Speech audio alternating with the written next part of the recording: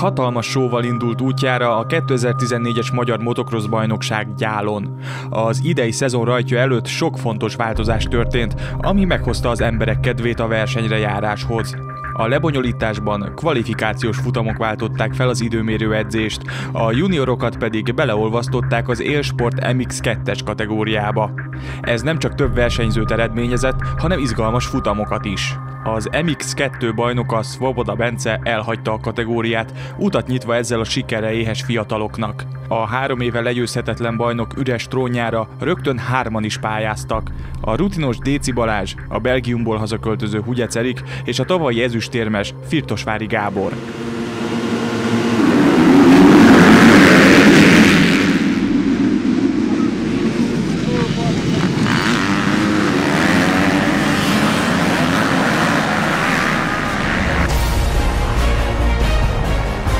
Hugyec egy nem várt technikai hiba miatt korán búcsúzott, így egyből nullázott az idén nyitón, de Firtosvári és Déci nélküle is elkápráztatta a több mint 2000-es nézősereget. Az első futamot Déci egy elképesztő felzárkózás után magabiztosan nyerte, a második futamban viszont Firtosvári visszavágott, így ő örülhetett az idény első összetett diadalának. A tavalyi utolsó versenyen súlyos lépsérülést szenvedő versenyző győzelme óriási meglepetés volt, mivel állapota miatt nem tudott olyan intenzíven készülni a szezonra, mint a vetélytársak. Az idénynyitón való indulásra is az utolsó pillanatban kapta meg az engedélyt. Csütörtökön derült ki, hogy én indulni fogok, úgyhogy pénteken még szakadó esőben kint voltam teszteni Havasi Zolai barátunkkal szakadó esőben, úgyhogy így sikerült. Akkor sem volt tökéletes a teleszkópom, és úgy voltunk vele, hogy majd meglátjuk, mi lesz a futamon. Hát már nagyon csúszik a pálya, már nem tudok többet menni, úgyhogy ez egy ilyen spontán jött, hogy én itt elindulok, úgyhogy én is spontán nyertem. Úgyhogy köszönöm szépen mindenkitől, aki itt volt, mindenki, aki segített, az égiektől is, az operatőröktől is, mindenkitől, úgyhogy köszönöm szépen.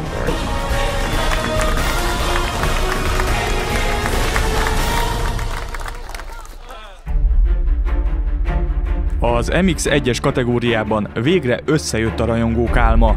Magyarország 2 legjobb versenyzője, német Kornél és Svoboda Bence egy kategóriában egymás ellen küzdhettek a győzelemért. Az előzetes esélylatolgatások megoszlóak voltak, többen is úgy vélekedtek, hogy az ifjú trónkövetelő most letaszítja a legeredményesebb magyar versenyzőt a csúcsról. Tévedtek. Német lubickolt a gyáli homokban, mint hal a vízben. Precíz vezetési technikája és tapasztalata ezen a pályán még nagyobb előnyt jelentett. Képtelenek voltak az üldözők a nyomába érni. Svoboda nem találta helyét a kétütemű motoron, a tavalyi ezüstérmes Szőke Márk saját hibájából maradt ki a csatából. A korábbi VB menő újra bebizonyította, hogy még 31 évesen is ő a legjobb az országban. Tanári motorozással abszolválta mindkét futamot, kérdés sem fért újabb győzelméhez. Talán a homok nekem azért passzol, mert elég magas vagyok, talán jobban tudom terhelni a motort elől, hátul, stb. 91 óta vannak olyan emberek, akik annyira régóta vannak már a pálya szélén, hogy nem hiszem, hogy nekik most az eredmény fontos lett volna ma például.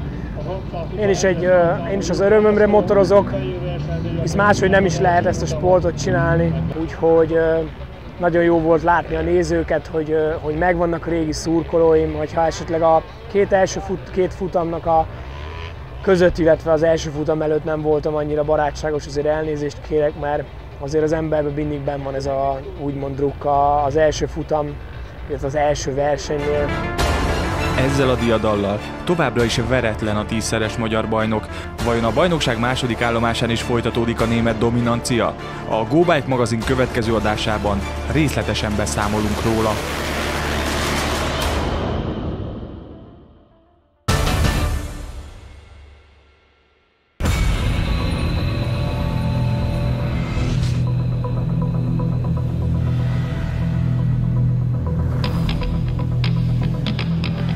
Red Bull straight rhythm is pretty simple. It's a bunch of straight and it's got a rhythm section in it. But the unique part is you're actually racing somebody. It's just head-to-head battling. You got one guy to focus on. That's the only guy you got to beat at that moment. 45 plus seconds of just everything you got. Itt az új őrület. Egy rendkívül kreatív ötlettel állt elő az egyik energiaitalgyártó a terepmotorozás szerelmeseinek. A dragversenyek mintájára megalkották a straight rhythmöt, csak itt nem aszfaltból van a negyedmérföld, hanem földből és ugratókból. A legnagyobb amerikai motocrossos sztárokat invitálták meg egy bemutató versengésre, ami megosztó sikert aratott az interneten. Valaki imádja, valaki a motocross megcsúfolásának tartja, ám hiába minden negatív vélemény, az ötletgazda már az első verseny időpontját is kitűzte. Október 4-én Kaliforniában csap össze a meghívott 32 versenyző az első straight rhythm bajnoki címért.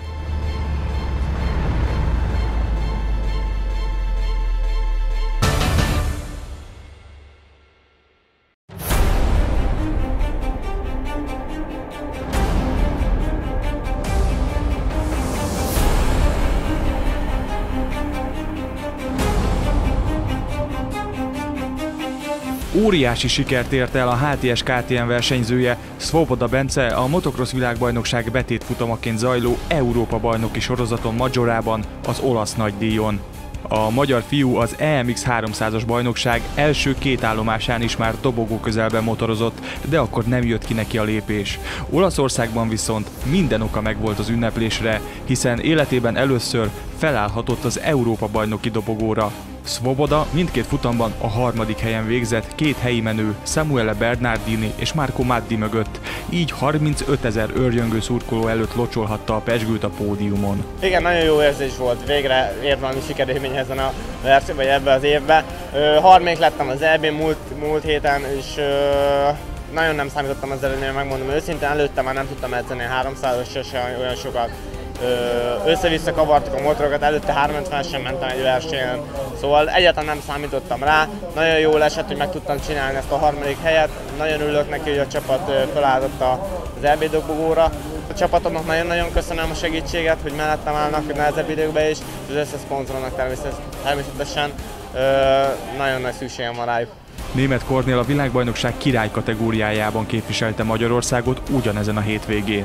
A VB-s mezőny egykori állandó tagja bebizonyította, hogy 5 év távollét után is képes pontokat szerezni a legrangosabb géposztályban. Németh 8 világbajnoki pontot gyűjtött a HTS KTM-nek, ezzel ez a csapat lett az első magyar istálló, melynek sikerült elérni ezt a nem mindennapi bravúrt.